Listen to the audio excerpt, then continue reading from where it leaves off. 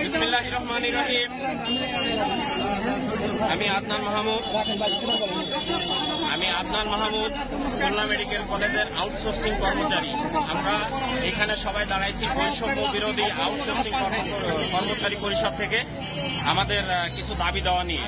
আমি সেই দাবি দেওয়াগুলো আপনাদের সামনে উপস্থাপন করতেছি।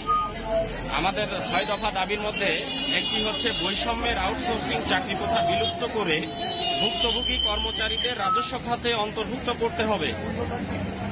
2 নাম্বার, চাকুরির নিশ্চয়তা ও নিয়মিত বেতন ভাতা প্রদান করতে হবে। 3 নাম্বার, সরকারি চাকরির বিধি মোতাবেক সুযোগ সুবিধা প্রদান করতে হবে। 4 নাম্বার, কর্মচারীদের ন্যায্য বকেয়া বেতন পাওনা শ্রমের মজুরি পরিশোধের প্রয়োজনীয় ব্যবস্থা গ্রহণ করতে হবে। প্রয়োজন বোধে ঠিকাদারের জামানত বাজেয়াপ্ত করে অভিযোগকারী সকলের বকেয়া পরিশোধ করতে হবে। ভুক্তভোগী কোনো কর্মচারীকে চাকরি থেকে বাদ দেওয়া যাবে না।